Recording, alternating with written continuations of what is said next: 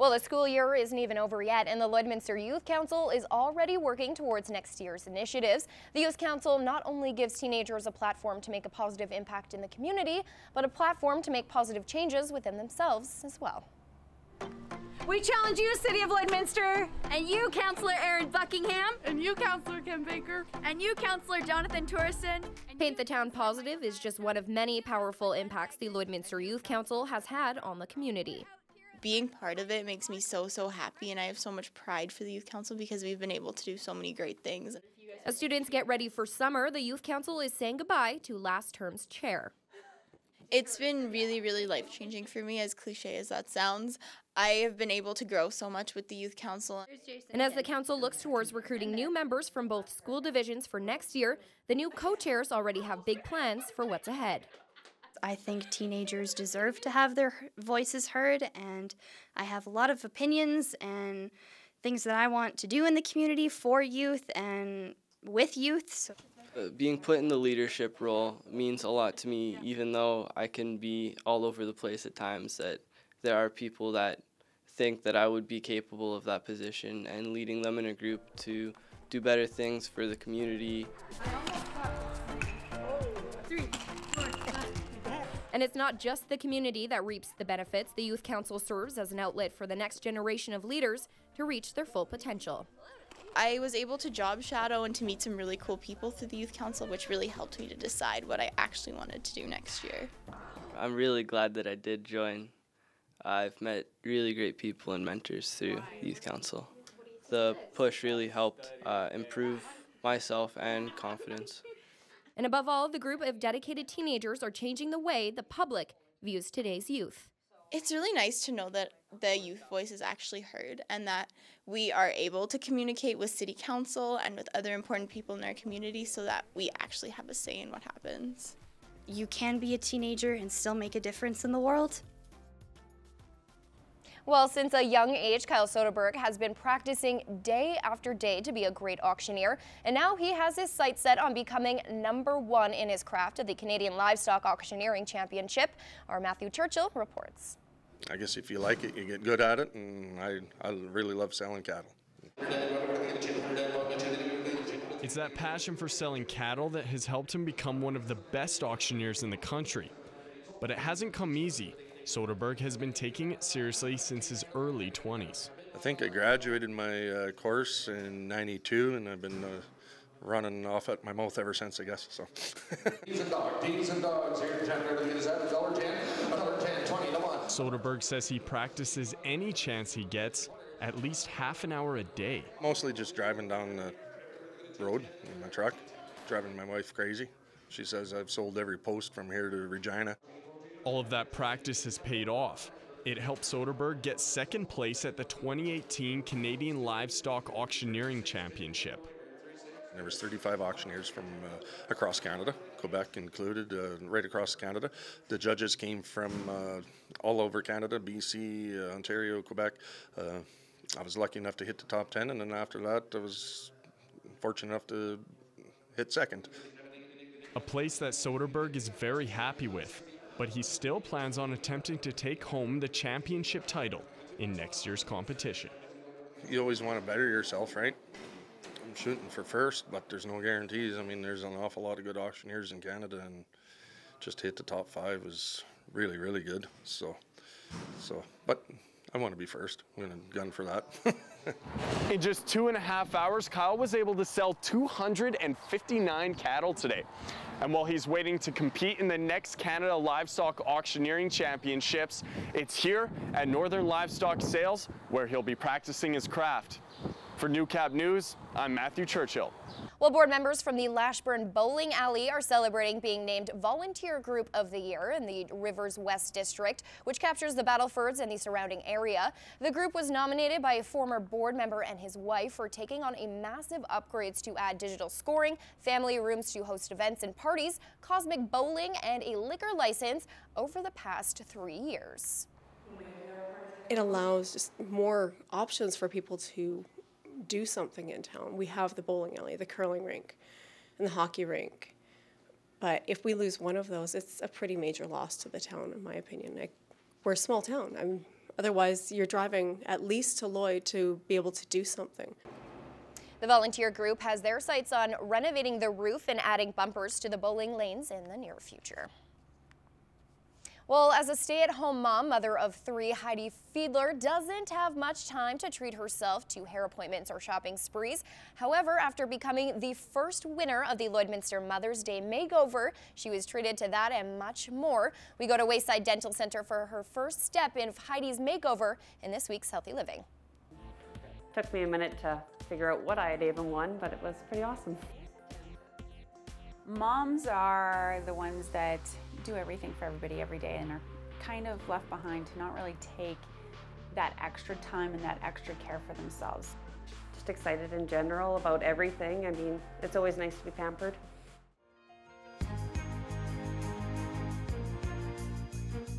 She wants to soften the wrinkles in her face, so she wanted to decrease her crow's feet. She wanted to get rid of her eyebrow furrow and as well as her forehead lines.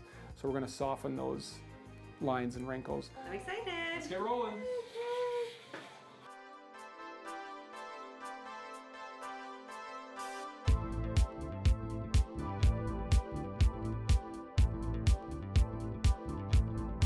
During the injection and afterwards, you're going to feel almost like a frostbite kind of sensation or a tightness. It's not a painful sensation, but it's just a different kind of sensation where it feels like the muscle is being frozen.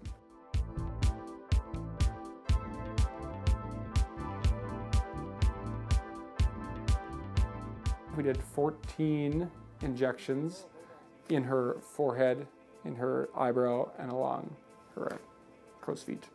It was maybe 10 minutes after it was all done and you could hardly notice. Easily manageable. I was actually more concerned that the little guy was going to bump you.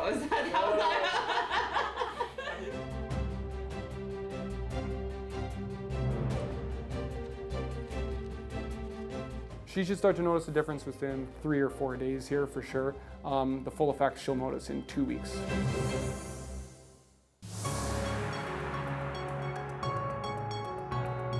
This is Newcap Sports.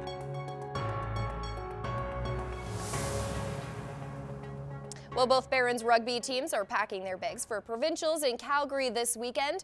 The objective, a medal for the girls and a pair of wins for the boys. But before leaving for the drive south, the Barons boys put in the work with an older, more experienced crew.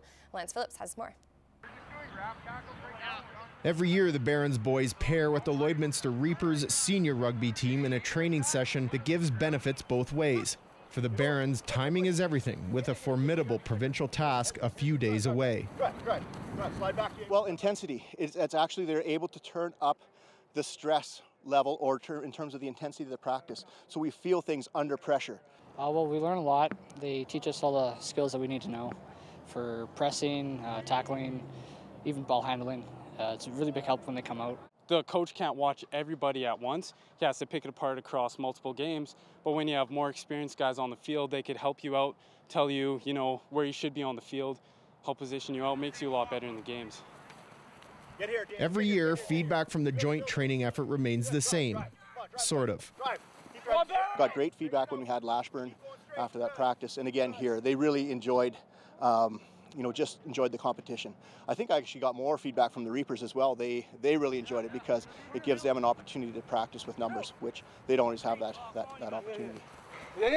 For the Reapers, it's helping high school players navigate the questions they may have about the senior game. I tried on Saturday. A big stepping stone for a lot of these high school players is they're hesitant when they come to play against real men. And these combined trainings give them that reassurance that we're not all 6'3", 250-pound All Blacks that are just going to destroy these kids. We're just guys out having fun, having a run. It is fantastic. It is a lot better rugby than I thought it would be. It's constant aggression, and everything flows a lot more smoothly than it did when we were playing for the Barons. It's the next level. Meaning for the Reapers, it's all about recruiting. If we can get 2 or 3 every year, that's great. 2 or 3 guys over a 5-year, that's a whole team turnaround, and that can let old boys like me and some of the other guys sit back and enjoy watching the sport more than it is out running with them. We've got former Barons playing on the Reapers right now, and let's continue that family. Let's continue that tradition of building a core, because there's an amazing life after rugby in beyond high school. Lance Phillips, Newcap Sports, Lloydminster. Well, the Lloydminster Extreme are enjoying a 7-game winning streak, but in order to continue, they needed a win over the Rocky Mountain Lacrosse League's only undefeated team, the Lakeland Heat.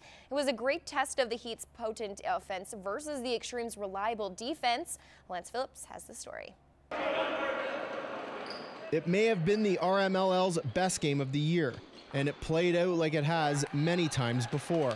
But this time the finish was different. After an unanswered 4-goal outburst over the final 11.5 minutes paced the Extreme to a 12-10 win, their 8th straight, while also putting a loss on Lakeland's record, a first this season. I thought we played really poor in the first. The loose balls again, but the boys really fought through, and in the end they really came through and got those balls. They've bested us pretty often. It's really good to get that in. They're having a really good season right now, so it's huge, especially going into playoffs. This will be a pivotal one. We know we can beat them. 7 times the Heat held a 2 or more goal lead, with maybe the most daunting coming early in the third when Lakeland led 10-8. It was the perfect opportunity for the Extreme to prove that they could do something they hadn't done before.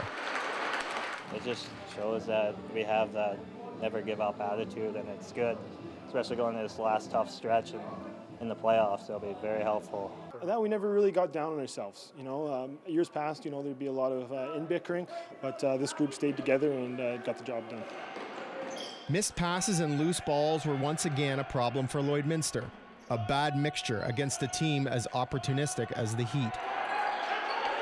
They got 5 guys that can put out there and score. So you got to be on your guy, and then you got to also be ready to help. They've got 3 or 4 guys that can pretty much burn anyone in the league, and being able to cut corners and make sure you stay cut off the top and keep them away is really hard. Catching the fast break, just in transition, they get a lot of breakaways. It's just being able to read that, get back, and put men on the floor to equal up. They pressure a lot more, and their whole team can handle and pass the ball really good. A 1-goal lead in lacrosse? Well, it isn't safe, even at the best of times, not to mention against the league's top team. But the Extreme know that their last line of defense is arguably the league's best line of defense, and it was on display once again when it mattered the most.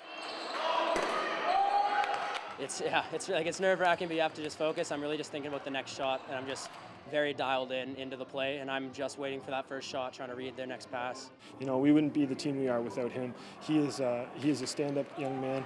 He's a great leader in the room. He really is. If we could put a C or an A on him, we would. He's a total package. We're really going to miss him in the years to come, but he plays awesome for us all the time. Lance Phillips, Newcap Sports, Lloydminster.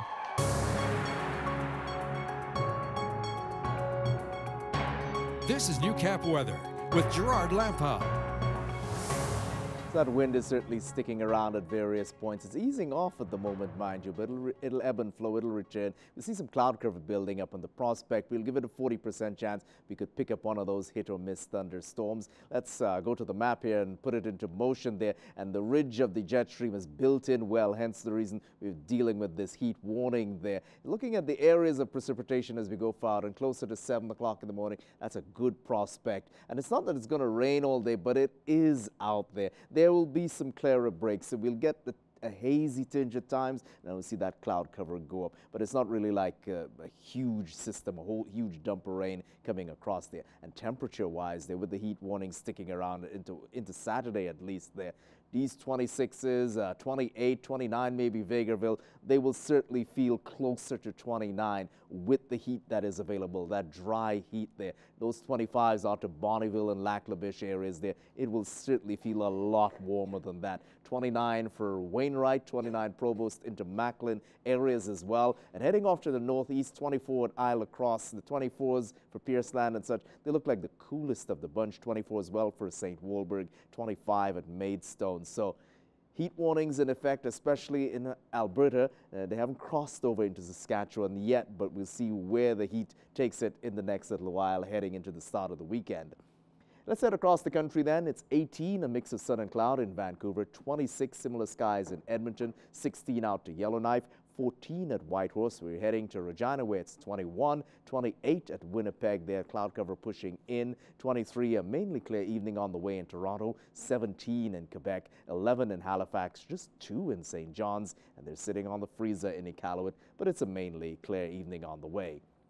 Back to the Battlefords then, lots of blue skies for their 25. The winds are still quite breezy, pushing up to 35 kilometers per hour, 13 in the early hours of tomorrow morning. We'll see the cloud cover building in, and there's that prospect of a shower maybe in the morning, and a few stronger ones are possible in the afternoon too. But they're hit and miss, honestly, and you probably see one really strong one, and then it's probably all done there. 27 in Cold Lake and parts of the Lakeland region, 12 in the early hours of the morning. Could pick up a thunderstorm or a shower late, and there's one that could linger into the morning commute. Daytime high of 24, but again, it'll feel a lot warmer than that, probably closer to 27 with the humidity. 26 is where we're at the moment in Lloydminster, parts of the Midwest region. 13 on the overnights, and we could pick up that shower fairly late, but probably towards the early hours of the morning, maybe 4:35, heading to about 7 o'clock there, we could see one. But as we showed you on the graphic earlier,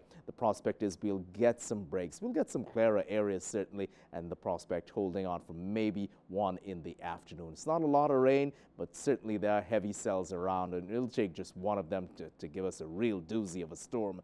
30 on Saturday, so the heat warning will probably take us well into Saturday, and then overnight Saturday into Sunday, I'm going to see some more chances of about that 76% chance of seeing those showers there. And again, it's not that it's going to rain all day Sunday, but 19, definitely cooler than those 30s that we're dealing, or near 30-degree weather. 18 for Monday through to Wednesday, the prospect at about a 60% chance on Monday. And again, it's not that it's raining all day, but it is around, and it'll be overcast conditions. And then we're back in the low 20s on Thursday for 21. Michaela, that's a look at it there. Back to you for Agriculture News.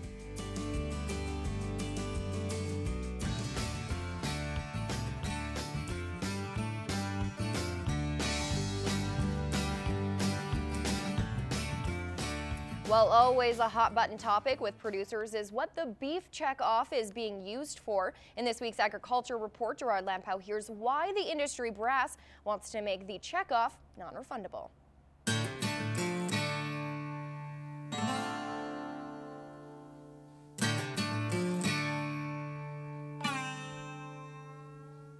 We want to talk to producers and let them know our plan to make sure that we have stable funding in our province for our cattle industry, and so we can continue to do good works provincially and nationally. Alberta Beef Producers and Alberta Cattle Feeders Association are teaming up on a plan to resolve beef checkoff issues. The fee is currently $4.50 per head, with $2 being refundable. The collaboration aims to secure the future by driving efficiencies and cultivating opportunities.